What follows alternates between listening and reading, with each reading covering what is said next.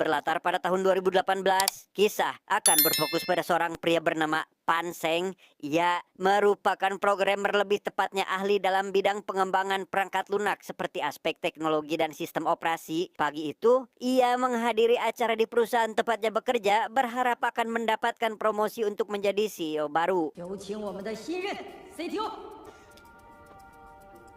Kevin。 Akibat impiannya yang kandas, Pan Seng memutuskan berhenti dari perusahaan dan berencana akan menerima tawaran kerja di luar negeri, lebih tepatnya di sebuah perusahaan game di Singapura. Tapi sebelum itu, ia meretas layar monitor di tempat acara barusan untuk sekedar melampiaskan kekesalannya. 在在线交易这个行业里，我们的客户一般。 Singkat cerita, Pan Seng akhirnya berangkat naik pesawat menuju ke Singapura. Ia bertemu dengan seorang pria bernama Jun yang merupakan perwakilan dari perusahaan guna menjemput sekaligus mengantar ke lokasi tujuan. Di sana, Pan Seng tidaklah sendiri karena ternyata beberapa orang yang ada di sana juga bermaksud melamar ke perusahaan tersebut. 待会我们到网内要转机，不太远，在附近晃晃就好。 Setibanya di Bandara Singapura, Pan Seng bersama teman-teman barunya mampir sejenak ke tempat rekreasi untuk sekedar hiburan. Namun saat sedang berjalan-jalan, mereka dihadang beberapa orang preman yang langsung memukuli mereka hingga babak belur. Pan Seng yang menyadari adanya kejanggalan memilih untuk menyelamatkan diri dan...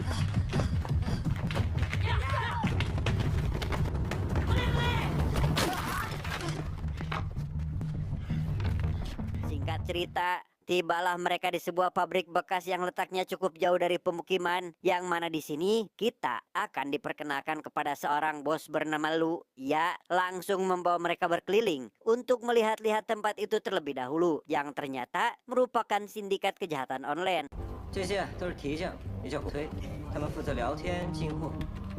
Dari banyaknya kaum laki-laki, puluhan perempuan juga ada di sana bekerja sebagai host judi online. Mereka kebanyakan adalah turis yang bernasib hampir sama dengan apa yang terjadi kepada Pan Seng dan teman-teman barunya saat ini. 怎么样？要不要加入啊？我不干，放我回去。 Melihat keadaan tempat tersebut, Pan Seng sama sekali tidak tertarik dan memilih ingin pulang. Namun baru saja akan pergi, ia langsung diserang oleh Jun dari belakang karena sejatinya mereka tidak akan pernah dibiarkan pergi dari tempat ini.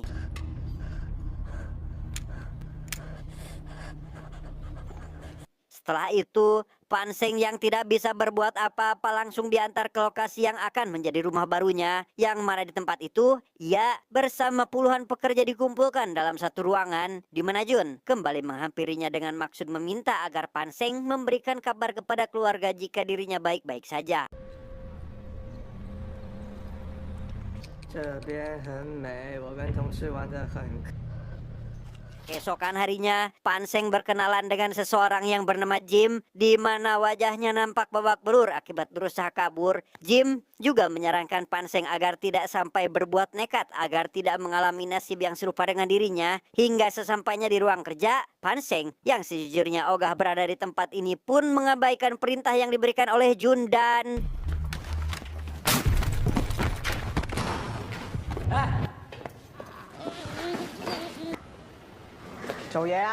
Pan Seng yang merupakan ahli di bidang teknologi ditugaskan mengatur menang dan kalahnya para pemain, sekaligus meyakinkan para korban agar tetap bermain pada situs mereka. Kala itu ia berniat meminta pertolongan dengan menulis sebuah pesan pada karton dan segera bergegas pergi ke toilet untuk mengeluarkannya lewat jendela.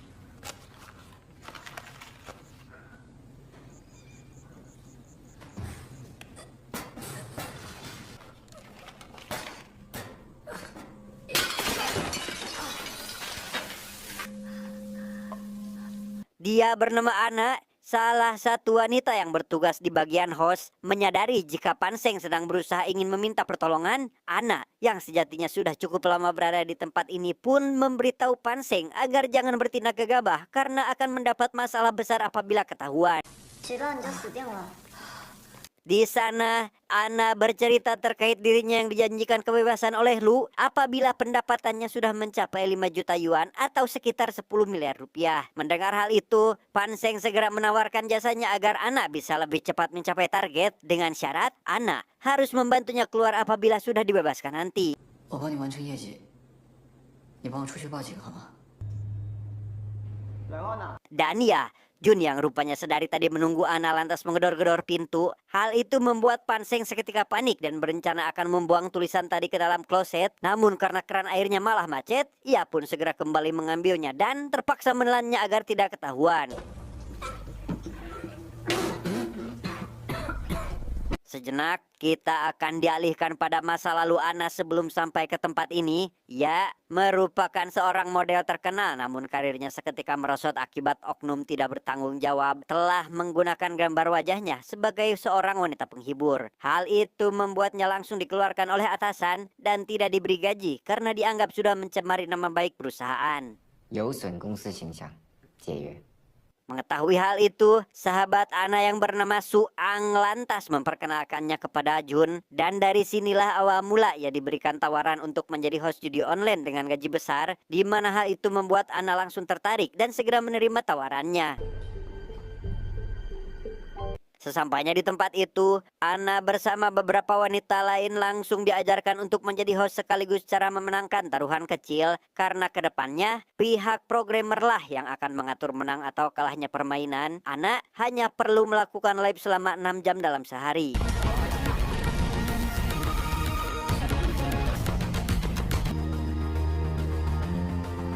Kembali ke masa kini, Pan Seng yang ketahuan ada di toilet lantas diberikan pelajaran oleh Jun sampai akhirnya terhenti. Akibat Jim datang memberitahu jika saat ini sedang ada sedikit kendala dengan customernya.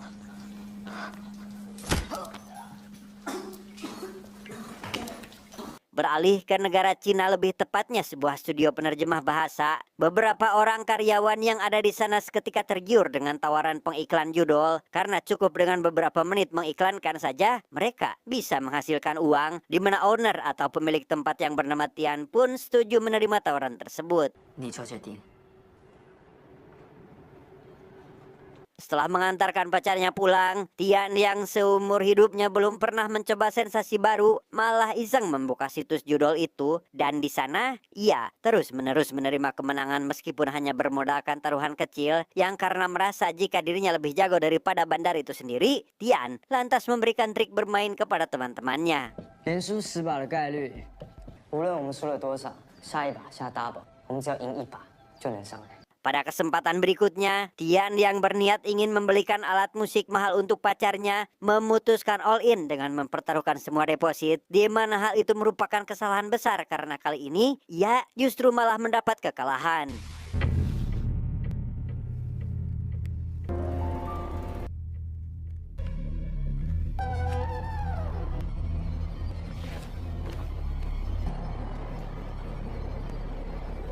庄9点，闲7点，庄赢。 Menyadari jika Tian sudah kehabisan saldo, Pan Seng segera menawarinya pinjol, bahkan menggunakan suara anak untuk merayu Tian agar bermain roulette dengan dalih kemenangan tinggi apabila saat ini memainkannya. Di mana hal itu membuat Tian semakin terpancing untuk bermain lagi.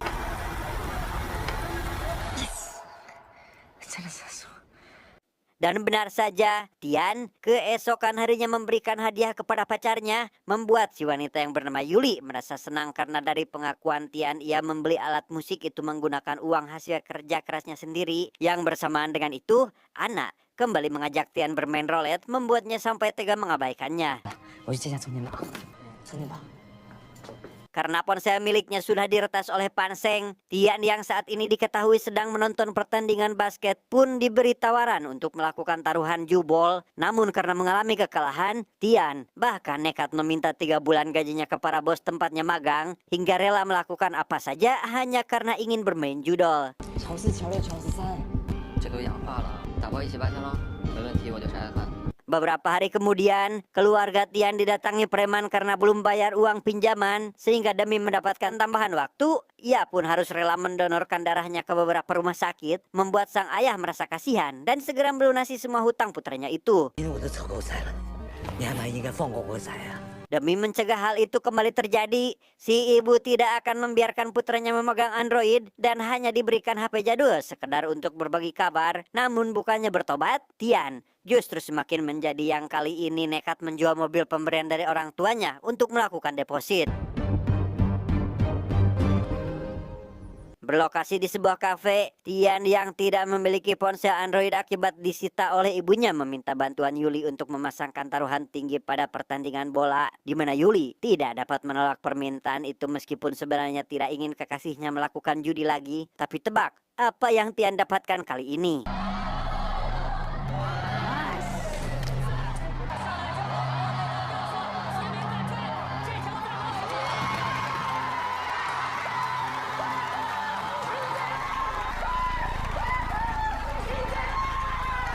Yo, Tian berhasil memenangkan taruhan sesuai prediksinya yang secara tidak langsung akan menjadikannya kaya karena sudah memasang taruhan tinggi. Namun kesenangan itu tidak berlangsung lama karena Yuli ternyata sudah membatalkan transaksi sebelum pertandingannya dimulai.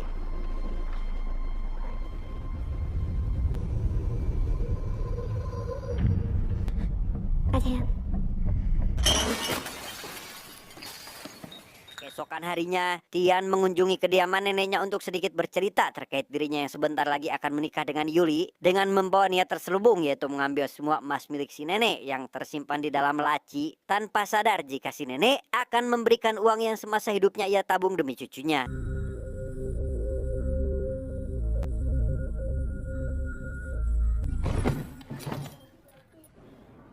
Sementara itu, Yuli membuat laporan terkait penipuan online dan meminta pertolongan seorang detektif wanita bernama Zhao, berharap bisa menyadarkan pacarnya yang saat ini sudah kemalinaan dalam bermain judol. 那封原始邮件你还有吗？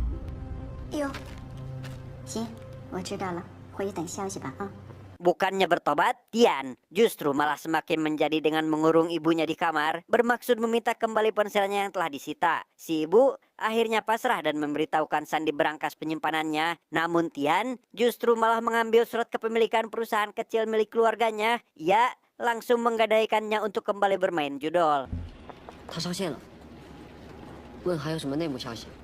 Menyadari jika Tian kembali masuk ke situs mereka, Panseng yang merasa khawatir karena satu pemain ini sudah terlalu banyak mendapatkan kekalahan pun dibantu oleh si bos untuk memancing nafsunya terlebih dahulu, yang karena Tian terus memaksa dengan akan mempertaruhkan uang 8 juta yuan atau senilai 17 miliar lebih untuk bermain trading pun membuat si bos merasa tertarik dan segera mempersiapkan semuanya. 跟我配资，你的利润我要抽30%。